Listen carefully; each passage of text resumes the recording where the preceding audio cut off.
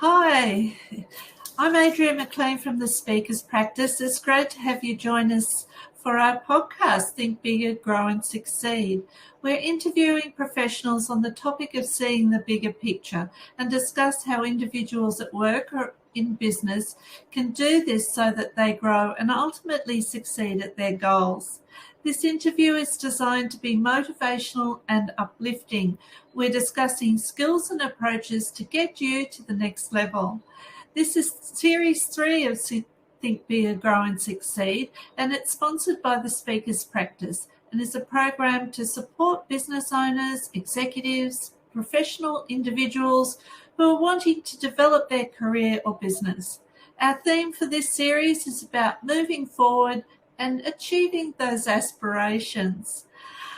Today we have Karen Chaston joining us from the Chaston Centre. Karen has an outstanding career in the corporate financial sector as a Chief Financial Officer of a publicly listed company and has been a CPA for more than 25 years. Today, Karen at the Chaston Centre helps with tangible solutions that assist individuals to move beyond any kind of loss and create their better everyday life. And because there are over 40 different loss events that affect all our lives, the Chaston Centre has developed the People Profits Connection that provides tangible solutions for your company to value your people as your greatest asset and in return make the best possible product, offer the best possible customer experience and build the strongest possible company.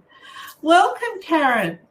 Thank you, Adrienne. So great to be here. What a lovely introduction. Oh, well, it's wonderful to have you with us, and we're so keen to hear about your advice on moving out of your comfort zone, because it's not always that straightforward.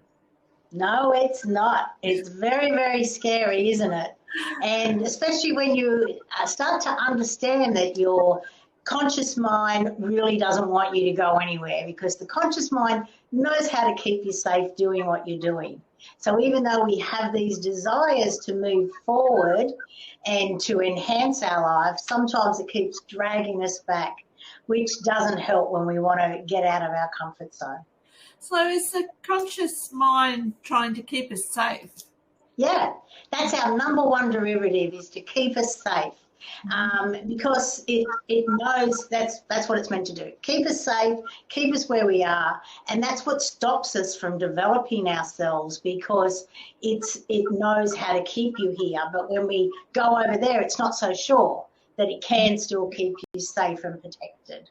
Yeah, that's what its number one derivative is. Oh, gosh. Okay, so our first question is, what are the pros and cons of staying in your comfort zone? Okay, well, the pros are you stay safe. You know what's going to happen in your life. You know what will happen day to day. But then, of course, the cons are you're not creating your dreams, your hopes, dreams and aspirations, because we need to develop ourselves. We need to move out of where we are today in order to become that person we want to become. As they say, you can't, create something new doing exactly the same thing over and over and over again. Oh, that's so true. So, yes, and because people are wanting to build their business and see success, but they can come up against roadblocks and things just don't seem to be working. Yep. What I've found with those roadblocks is it's like with loss. There is always something that it's letting you know. We reflect each other. So if we have a roadblock that comes up that stops us from developing into who we want to become, it's about us asking ourselves, what is it about us that we need to heal? What is it that's stopping us from moving forward? Procrastination, or just, thinking that you can't do it. Imposter syndrome, all of those sort of things that stop us from moving to that next level. It is about us becoming aware of it and understanding that sometimes that block is there to assist us to grow, to heal from the past, to figure out what we want to leave behind, what we want to bring with us, what we want to start doing, stop doing, and continue doing. So there's always a little lesson in what that block is all about. And especially if there's something in your body, if you feel you're getting sick or you're losing your voice or something, your body really talks to you. So it's important for us to listen to our body and to understand that different parts of our body are telling us there's a different kind of healing that needs to happen in order for us to move forward and pass that block. Yeah. So how do we sort of have the lessons become conscious? Well, the great thing is that there are so many amazing resources out there. And, whether it's a book, which is down there on the floor. I wish I had it next to me. Normally it is. So it's called The Secret Language of Your Body, right? And it's by Inna Segal, Inna Segal. And what that book does is if you have an ailment anywhere in your body, it will tell you what is stopping you from moving forward. So that's just one little modality. So listening to your body. There are so many other ways of you just sitting down and automatically writing. You could start off by saying, why can't I move forward with this project? Mentally, I want to, but there's something that's stopping me. And it's amazing what comes to you because your subconscious is there to help you and to guide you, but it's not as though we can just pick up the telephone and go, hey, what's going on here? Help me about it. There's also muscle testing. There are so many different things. You could use a pendulum and you can ask a question. And I know this is probably completely different to the sort of answers that you would have had before, but, I like to embrace all of me in everything I do. So mentally, emotionally, physically, spiritually, because we live in a universe which is there to assist us in finding the answers to any problem that we have in our life. And it doesn't have to just be the usual mainstream way of finding those answers. Yeah. Oh, that book sounds really interesting. It is a really interesting thing. It's amazing how often, you might just kick your toe and then you kick it again and you look it up and it'll go, okay, you've got this, and you go, yep, that sounds about right. Okay, so when we wanting to change things and improve things and we started with wanting to go for a goal, how do we think bigger about our what's on offer, what we can do? Yep. I always like to go back to Stephen Covey and remember his 7 habits for highly effective people or successful people. And I think it was number 3 or 4, which was begin with the end in mind. Oh, okay. Right? So if we figure out what our end goal is, okay? And for example, it may be that you want to leave the company that you're at now in 3 years' time. So what are the skills that you need to, have in order to leave that company? And I know that's just a very basic sort of thing.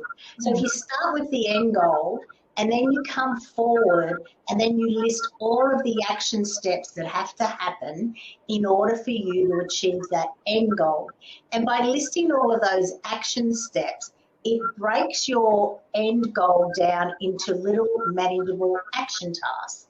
So from there, you can then put dates and times and how long it's going to take for you to complete all of those tasks so that then you know that if you follow that pattern, you will get to your end goal. But as we know, things may come up along the way.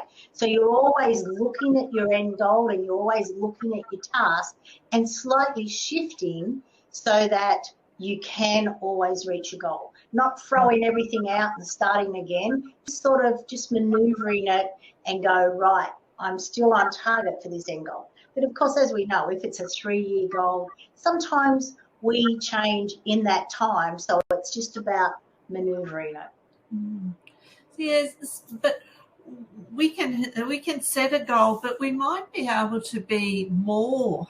The goal could potentially be much bigger, but Yep. we're holding ourselves back.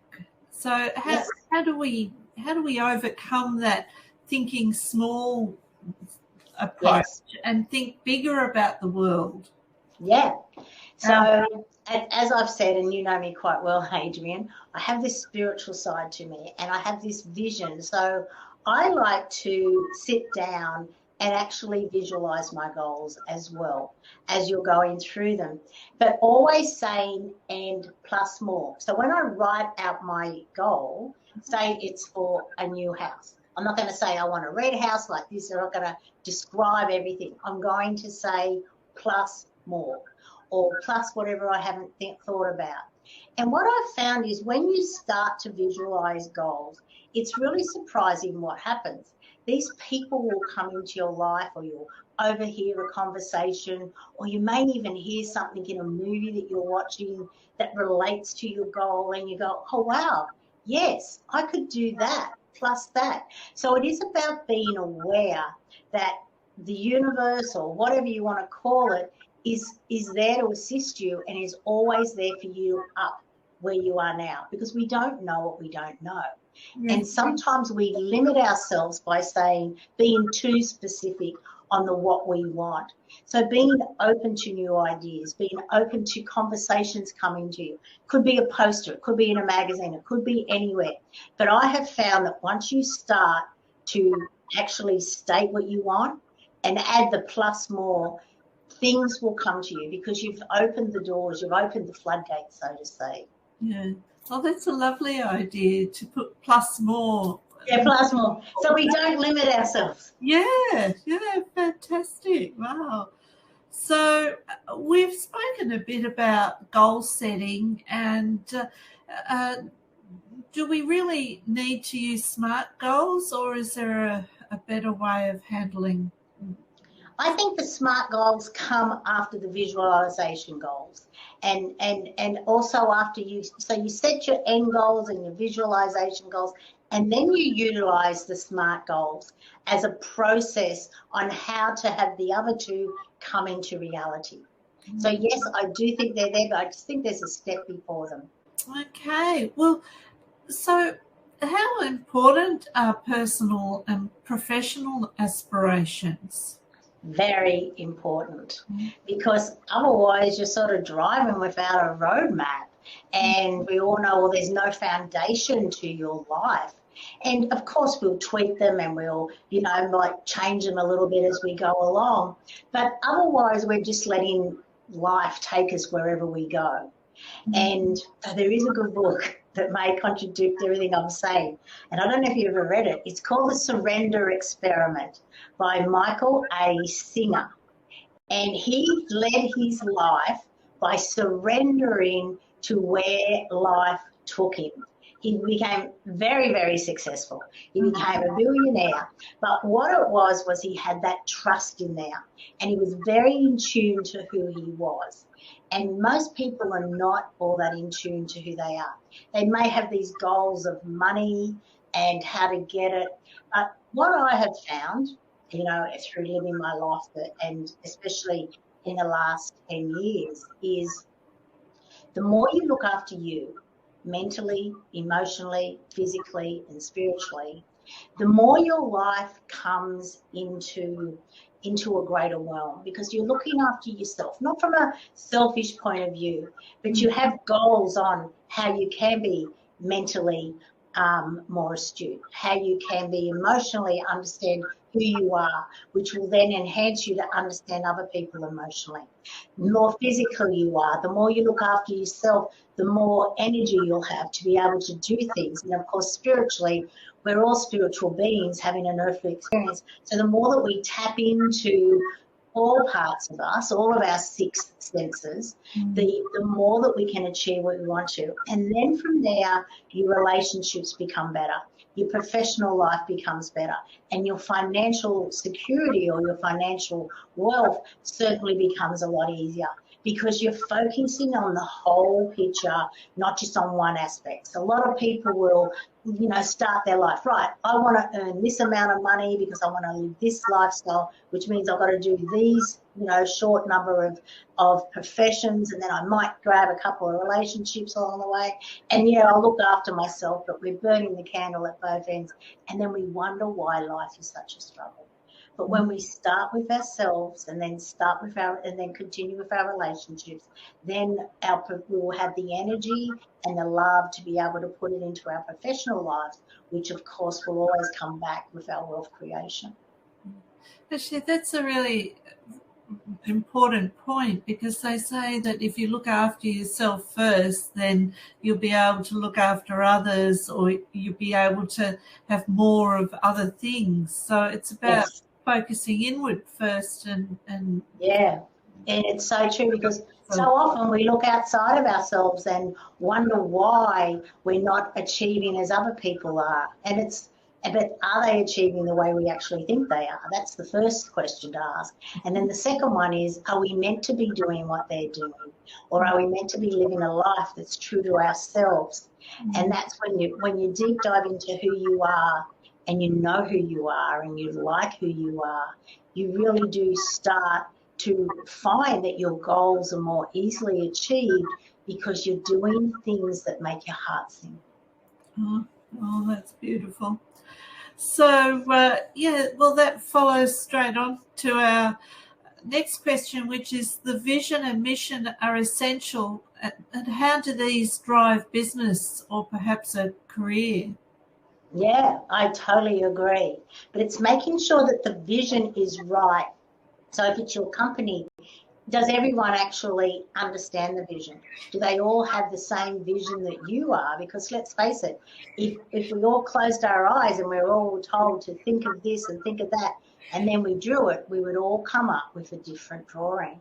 So it is about making sure that everyone is on the same pathway and understands that we're all in it together and we're all moving forward to this end goal, because otherwise the vision and the mission mean nothing, because you've got everyone just going off in their own little tangent. They're not all walking together. Yeah, and coordinating people along that pathway is important too. It certainly is. I read this amazing book not so long ago. It was written by Dr. Brian Perry and Oprah, and it was actually called What Happened to You? And it's about instead of saying to people what's wrong with you, the question should be what happened to you. So what happened to you to make you like this, to get you to think this way, to act this way, to be this way?